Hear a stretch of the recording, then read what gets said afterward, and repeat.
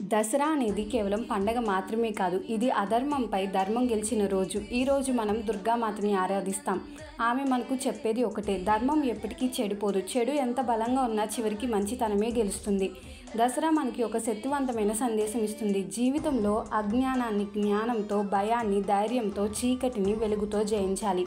అమ్మవారి ఖడ్గం కేవలం శత్రువులనే సంహరించలేదు, అధర్మాన్ని కూడా సంహరించింది. రాముని బాణం కేవలం రావణాసురుని కూల్చలేదు, అతని అహంకారాన్ని కూడా కూల్చివేసింది. దసరా సందేశం ఒకటే, మనలోని బలహీనతలను దహనం చేయాలి, మనలోని సత్యాన్ని వెలిగించాలి, మనలోని ధైర్యాన్ని గెలిపించాలి. దసరా అంటే కేవలం సంబరాలు కాదు, ఒక కొత్త ఉదయం, ఒక కొత్త మనసు, ఒక కొత్త జీవితం. దుర్గామాత ఆశీర్వాదాలతో ఈ దసరా మన జీవితంలో చీకటిని తొలగించి వెలుగులు నింపాలని కోరుకుందాం.